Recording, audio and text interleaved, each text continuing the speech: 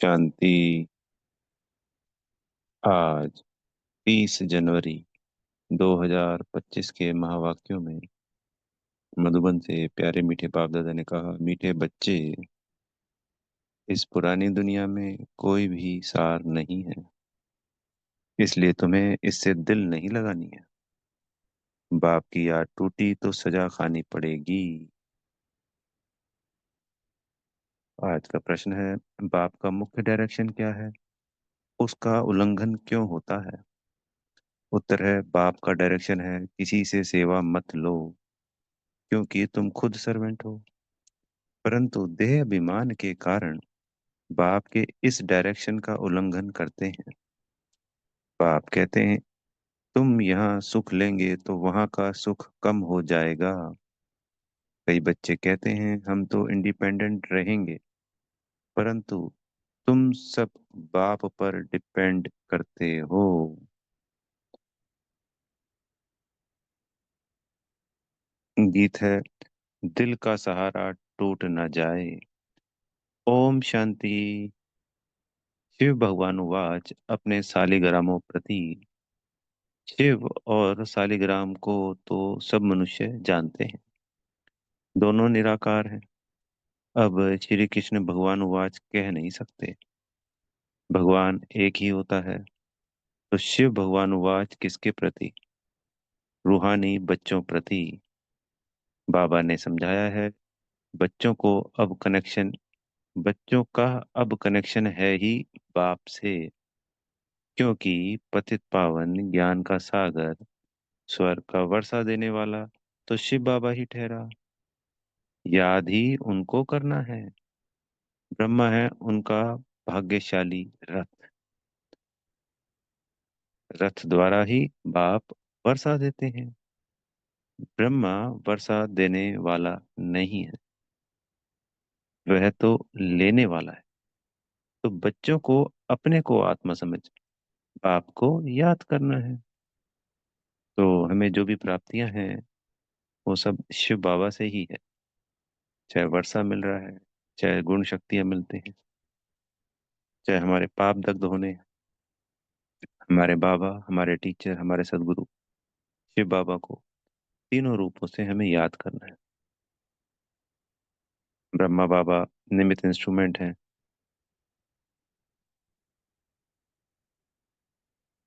रथ है उनका।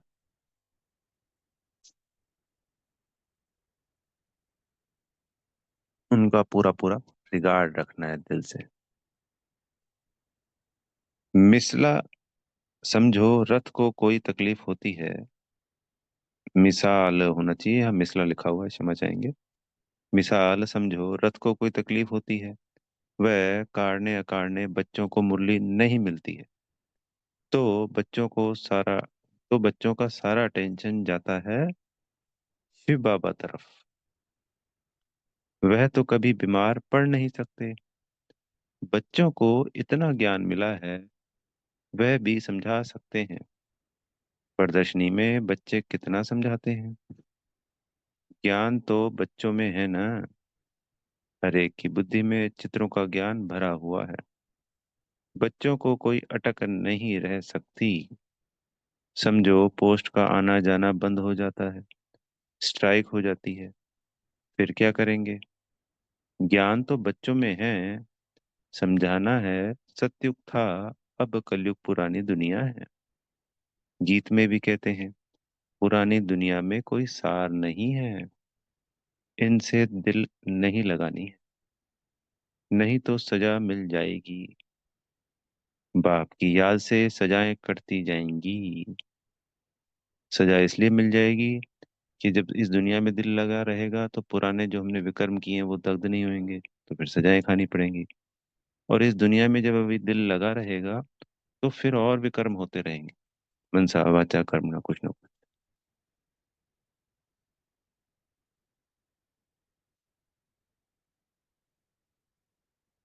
ऐसा ना हो बाप की याद टूट जाए, फिर सजा खानी पड़े और पुरानी दुनिया में चले जाएं। ऐसे तो ढेर गए हैं जिनको बाप याद भी नहीं है। पुरानी दुनिया से दिल लग गई, जमाना बहुत खराब है, कोई से दिल लगाई तो सजा बहुत मिलेगी। बच्चों को ज्ञान सुनना है, दिमाग के गीत भी नहीं सुनने हैं। अभी तुम हो संगम पर। ज्ञान सागर बाप द्वारा तुमको संगम पर ही ज्ञान मिलता है। दुनिया में यह किसको पता नहीं है कि ज्ञान सागर एक ही है। वह जब ज्ञान देते हैं तब मनुष्यों की सद्गति होती है। सद्गति दाता एक ही है, फिर उनकी मत पर चलना है। माया छोड़ती कोई को भी नहीं है। देह अभिमान के बाद ही कोई ना कोई भूल होती है। कोई सहमी कामवश हो जाते हैं, कोई क्रोधवश। मनसा में तूफान बहुत आते हैं। प्यार करें, ये करें, कोई के शरीर से दिल नहीं लगानी। बाप कहते हैं अपने को आत्मा समझो तो शरीर का भान ना रहे।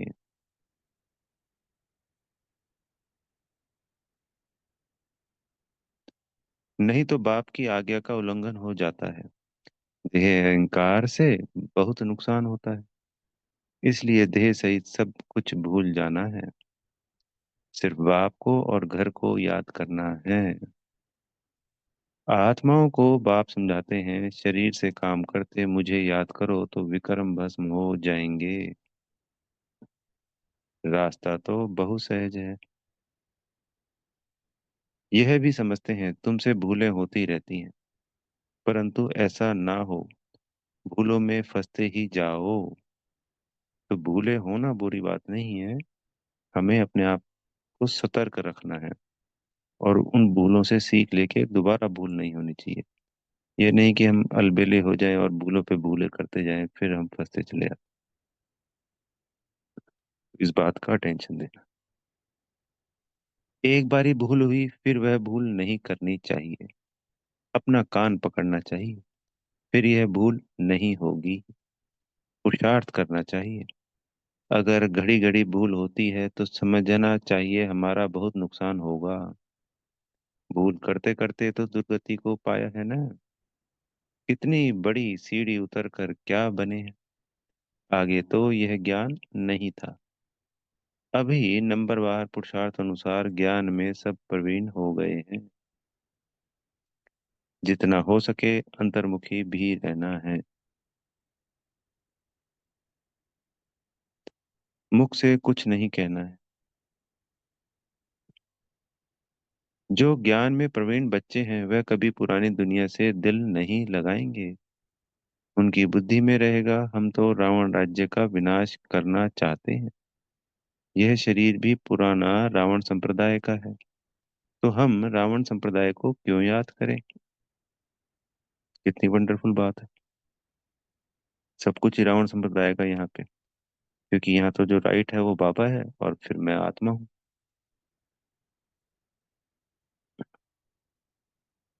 यही सत्य है। तो बाबा को याद करना और स्वयं को विजुलाइज करना है। स्वयं को भी याद करना ही कहेंगे इसमें, आत्मा को।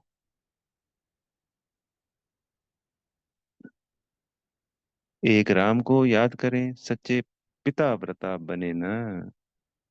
बाप कहते हैं मुझे याद करते रहो तो तुम्हारे विकर्म विनाश हो जाएंगे। पिता व्रता अथवा भगवान व्रता बनना चाहिए। भक्त भगवान को ही याद करते हैं कि हे भगवान हमें सुख शांति का वर्षा दो। भक्ति मार्ग में तो कुर्बान जाते हैं, बलि चढ़ते हैं। यहाँ बलि चढ़ने की तो बात ही नहीं। हम तो जीते जी मरते हैं, गोया बलि चढ़ते हैं। यह है जीते जी बाप का बनना, क्योंकि उनसे वर्षा लेना है, उनकी मत पर चलना है। जीते जी बलि चढ़ना वारी जाना वास्तव में अभी की बात है। तो देह और देह के सर संबंध, सर पदार्थों वस्तु वैभव सबको अगर हम भूल कर अगर बाबा की याद में ही रहें तो बलि चढ़ना हो गया। बाबा की श्रीमत का एक एक पालन करें तो ये अपने आप में बलि चढ़ना हो। इस संसार में रहते हुए कमल पुष्प समान उसे डिटैच रहे, ये बलि चढ़ना हो। भक्ति मार्ग में वह फिर कितना जीव घात आदि करते हैं। यह जीव घात की बात ही नहीं। बाप कहते हैं अपने को आत्मा समझो, बाप से योग लगाओ, देह अभिमान में नहीं आओ। उठते बैठते बाप को याद करने का पुरुषार्थ करना है। 100% पास तो कोई हुआ नहीं है। नीचे ऊपर होते रहते हैं, भूले होती हैं। उस पर सावधानी नहीं मिलेगी तो भूले छोड़ेंगे कैसे। माया किसको भी छोड़ती नहीं है। कहते हैं बाबा हम माया से हार जाते हैं, पुरुषार्थ करते भी हैं, फिर पता नहीं क्या होता है। हमसे इतनी कड़ी भूलें पता नहीं कैसे हो जाती हैं। समझते भी हैं ब्राह्मण कुल में इससे हमारा नाम बदनाम होता है, फिर भी माया का ऐसा वार होता है जो समझ में नहीं आता। देह अभिमान में आने से जैसे बेसमझ बन जाते हैं। बेसमझी के काम होते हैं तो गलानी भी होती है, वर्षा भी कम हो जाता है। ऐसे बहुत भूलें करते हैं। माया ऐसा जोर से थप्पड़ लगा देती है जो खुद तो हार खाते हैं और फिर गुस्से में आकर किसको थप्पड़ व जूता आदि मारने लग पड़ते हैं। फिर पश्चाताप भी करते हैं। बाबा कहते हैं कि अब तो बहुत मेहनत करनी पड़े, अपना भी नुकसान किया तो दूसरे का भी नुकसान किया, कितना घाटा हो गया। राहु का ग्रहण बैठ गया। अब बाप कहते हैं दे दान तो छूटे ग्रहण। राहु का ग्रहण बैठता है तो फिर वह टाइम लेता है, सीढ़ी चढ़कर फिर उतरना मुश्किल होता है। मनुष्य को शराब की आदत पड़ती है तो फिर वह छोड़ने में कितनी मुश्किलात होती है। सबसे बड़ी भूल है काला मुंह करना। घड़ी घड़ी शरीर याद आता है, फिर बच्चे आदि याद होते हैं तो उनकी भी याद बनी रहती है। वह फिर दूसरों को ज्ञान क्या देंगे, उनका कोई सुनेंगे भी नहीं। हम तो अभी सबको भूलने की कोशिश कर एक को याद करते हैं। इसमें संभाल बहुत करनी पड़ती है। तो जब स्वयं ही किसी बात पे हम धारण नहीं करते तो उस बात को सिर्फ मुख से कहने से दूसरों को धारणा तो क्या कोई असर ही नहीं होता। जिस बात में हम स्वयं पक्का होते हैं वो जब हम अथॉरिटी के साथ कहते हैं तो उस बात में बल होता है जिसका प्रभाव दूसरी आत्मा पे पड़ता है।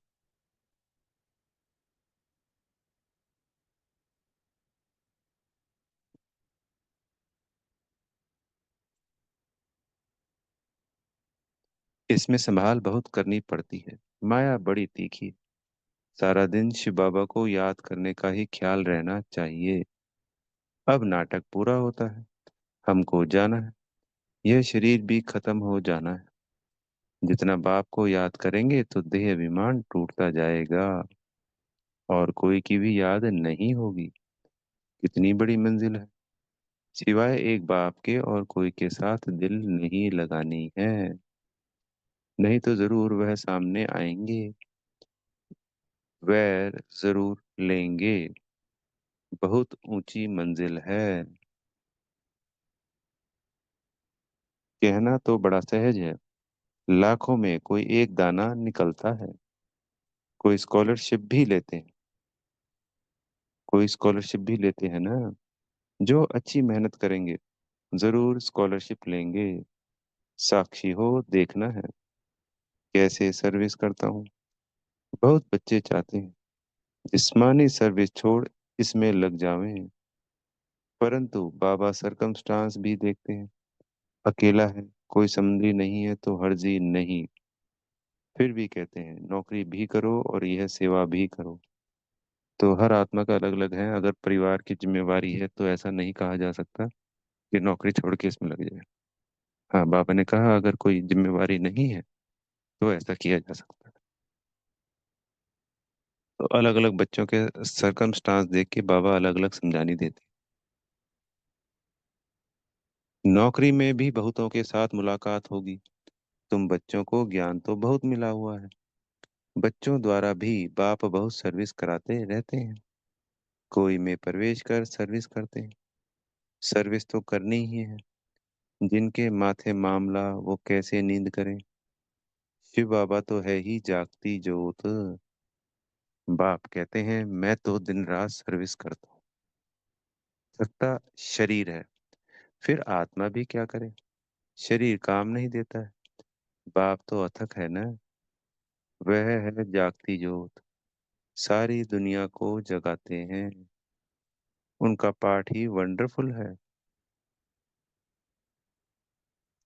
जिसको तुम बच्चों में भी थोड़े जानते हैं।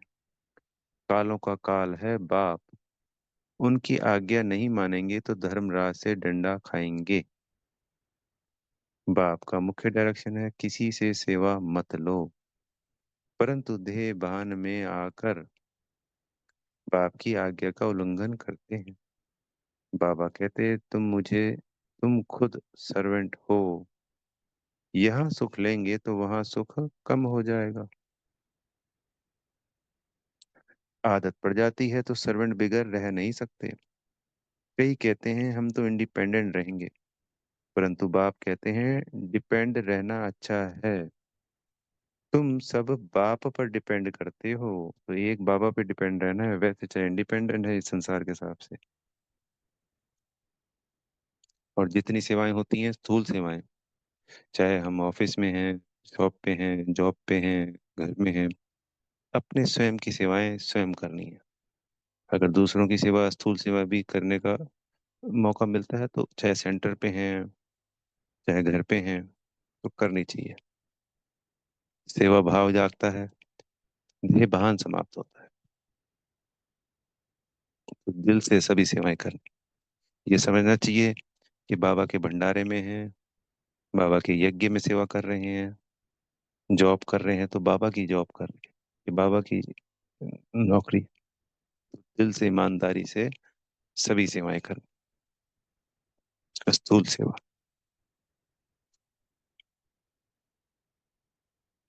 तुम सब बाप पर डिपेंड करते हो। इंडिपेंडेंट बनने से गिर पड़ते हैं। तुम सब डिपेंड करते हो शिव बाबा पर। सारी दुनिया डिपेंड करती है। तब तो कहते हैं हे पतित पावन आओ। उनसे ही सुख शांति मिलती है। परंतु समझते नहीं है। ये भक्ति मार्ग का समय भी पास करना ही है। जब रात पूरी होती है तब बाप आते हैं। एक सेकंड का भी फर्क नहीं पड़ सकता। बाप कहते हैं मैं इस ड्रामा को जानने वाला हूँ। ड्रामा के आदि मध्य अंत को और कोई भी नहीं जानते। सतयुग से लेकर यह ज्ञान प्राय लोप है। अभी तुम रचयिता और रचना के आदि मध्य अंत को जानते हो। इसको ही ज्ञान कहा जाता है। बाकी सब है भक्ति। बाप को नॉलेजफुल कहते हैं। हमको वह नॉलेज मिल रही है। बच्चों को नशा भी अच्छा होना चाहिए। परंतु यह भी समझते हैं कि राजधानी स्थापन होती है। कोई तो प्रजा में भी साधारण नौकर चाकर बनते हैं। जरा भी ज्ञान समझ में नहीं आता। वंडर है ना। ज्ञान तो बड़ा सहज है। 84 जन्मों का चक्र अब पूरा हुआ। अब जाना है अपने घर। इस ड्रामा के मुख्य एक्टर्स हैं हम। तो हम बाबा के बच्चे इस ड्रामा के मुख्य एक्टर हैं।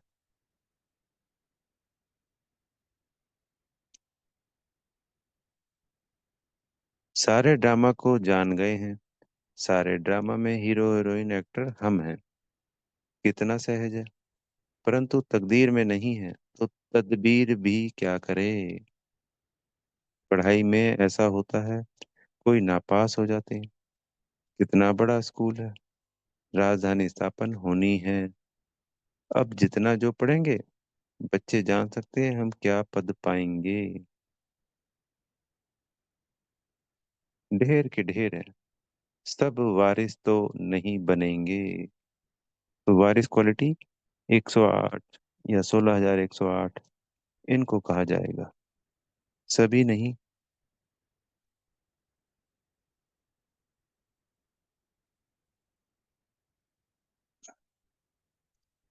पवित्र पवित्र बनना बड़ा मुश्किल है। बाप कितना सहज समझाते हैं। अब नाटक पूरा होता है। बाप की याद से सतो प्रधान बन, सतो प्रधान दुनिया का मालिक बनना है। तो जो जितना सतो प्रधान बनेगा उतना ऊंच पद पाएगा। जितना हो सके याद में रहना है। परंतु तकदीर में नहीं है तो फिर बाप के बदले और को याद करते हैं। दिल लगाने से फिर रोना भी बहुत पड़ता है। बाप कहते हैं, इस पुरानी दुनिया से दिल नहीं लगानी है। यह तो खत्म होनी है। यह और कोई को पता नहीं है। वह तो समझते हैं कलयुग अभी बहुत समय चलना है। घोर नींद में सोए पड़े हैं। तुम्हारी यह प्रदर्शनी प्रजा बनाने के लिए विहंगमार की सर्विस का साधन है। तो प्रदर्शनी में सैकड़ों हजारों आते हैं। कई कई बड़े बड़े प्रदर्शनियां मेले लगाए हैं जहाँ हजारों की संख्या आई है। तो उनमें से जो भी हमारी प्रजा बननी होगी, क्योंकि कोई तो सिर्फ देखने आते हैं, कुछ सुनते ही नहीं है। और जो ढंग से सुनते हैं समझते हैं फिर चले जाते हैं। पर वो कई वर्षों बाद भी अगर आएंगे, और बाबा के अनुसार तो उन्होंने उतना ज्ञान सुना, प्रजा में चले गए, क्योंकि ये अविनाशी ज्ञान। राजा रानी भी कोई निकल पड़ेगा तो उन्हीं में से तो आएंगे ना। चाहे वो 16,000 है, चाहे वो 108 है। कहीं ना कहीं प्रदर्शनी में आए और वो तीर लगा और ज्ञान में चलने लग गए। और फिर उन्होंने उस उच्च पद को प्राप्त किया।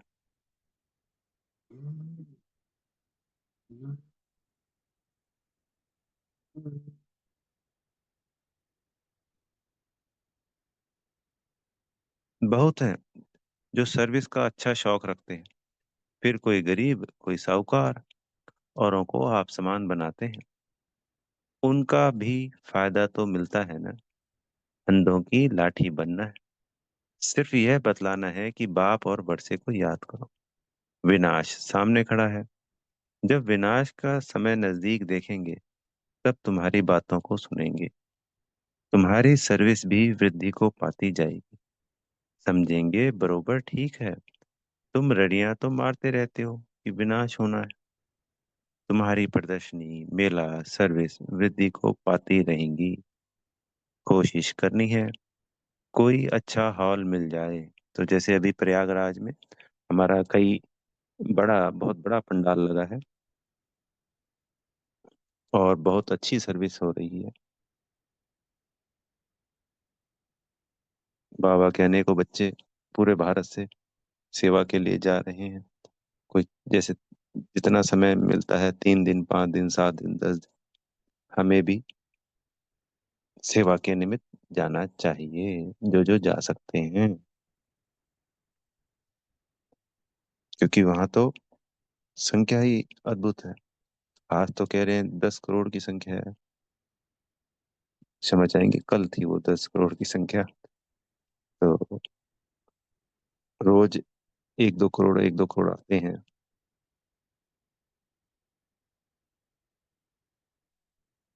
तो ये सौभाग्य, अभी समय है शिवरात्रि तक का। तो हो सके तो सेवा के निमित्त जाना चाहिए।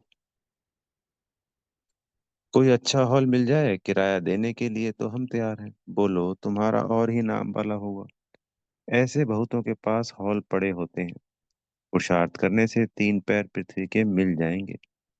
जब तक तुम छोटी छोटी प्रदर्शनी रखो, शिव जयंती भी तुम मनाएंगे तो आवाज होगा। तुम लिखते भी हो शिव जयंती की छुट्टी का दिन मुकर्रर करो। तो उस वक्त नहीं होती थी, पर आज शिव जयंती की छुट्टी होने लगी। वास्तव में जन्मदिन तो एक का ही मनाना चाहिए। वही पतित पावन है। स्टेम भी वास्तव में असली यह त्रिमूर्ति की है। सत्यमेव जयते। यह है विजय पाने का समय। समझाने वाला भी अच्छा चाहिए। सभी सेंटर्स के जो मुख्य हैं उन्हों को अटेंशन देना पड़े। अपनी स्टैंप निकाल सकते हैं। यह है त्रिमूर्ति शिव जयंती। सिर्फ शिव जयंती कहने से समझ नहीं सकेंगे। अब काम तो बच्चों को ही करना है। बहुतों का कल्याण होगा तो कितनी लिफ्ट मिलेगी। सर्विस की लिफ्ट बहुत मिलती है। प्रदर्शनी से बहुत सर्विस हो सकती है। प्रजा तो बनेगी ना। बाबा देखते हैं सर्विस पर किन बच्चों का अटेंशन रहता है। दिल पर भी वही चढ़ेंगे। अच्छा। मीठे मीठे सिकिल दे बच्चों प्रति माता पिता बाप दादा का याद प्यार और गुड मॉर्निंग। रूहानी बाप की रूहानी बच्चों को नमस्ते। हम रूहानी बच्चों की प्यारे माता पिता बाप दादाजी को याद प्यार गुड मॉर्निंग और नमस्ते। धारणा के लिए मुख्य सार में पहला पॉइंट। अगर एक बार कोई भूल हुई तो उसी समय कान पकड़ना है। दोबारा वह भूल ना हो। कभी भी देहंकार में नहीं आना है। ज्ञान में प्रवीण बन अंतर्मुखी रहना है। दूसरा पॉइंट है सच्चा पिता व्रता बनना है। जीते जी बलि चढ़ना है। किसी से भी दिल नहीं लगानी। बेसमझी का कोई काम नहीं करना है। सदगुरु जी से वरदान मिल रहा है। जुदाई को सदा काल के लिए विदाई देने वाले स्नेही स्वरूप भव। जो स्नेही को पसंद है वही स्नेह करने वाले को पसंद हो। यही स्नेह का स्वरूप है। चलना खाना पीना रहना स्नेह के दिल पसंद हो। इसलिए जो भी संकल्प व कर्म करो तो पहले सोचो कि यह स्नेही बाप के दिल पसंद है। ऐसे सच्चे स्नेही बनो तो निरंतर योगी सहज योगी बन जाएंगे। यदि स्नेही स्वरूप को समान स्वरूप में परिवर्तन कर दो तो अमर भव का वरदान मिल जाएगा और जुदाई को सदा काल के लिए विदाई मिल जाएगी। तो बाबा यहाँ पे हमें वरदान से भरपूर कर रहे हैं कि जो बाबा के दिल की पसंद है यानी श्रीमत है हमको उसका संपूर्ण पालन करना है। तो जब हम उसका पालन करते हैं तो हम उनके समान बन जाएंगे।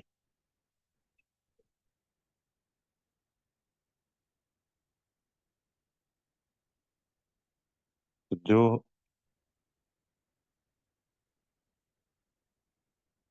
आत्मा और परमात्मा का मिलन अतीन्द्रिय सुख की बात है। तो ये अवस्था होते होते अंत में अंत से पहले वो अंत नहीं बिल्कुल। जब हम ये एक सीढ़ी है ये स्टेज है आगे बढ़ते रहने की। तो हमारी अवस्था जितनी जितनी ऊंची होती चली जाएगी हमारा बाबा का मिलन उतना ही सहज और आसान और हमारे अनुभव उतने ही अद्भुत होने लगेंगे।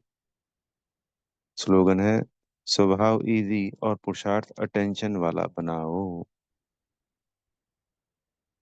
आज का पॉइंट है अपनी शक्तिशाली मनसा द्वारा सकाश देने की सेवा करो। जैसे बीज में सारा वृक्ष समाया रहता है ऐसे संकल्प रूपी बीज में सारा वृक्ष का विस्तार समा जाए तब संकल्पों की हलचल समाप्त होगी।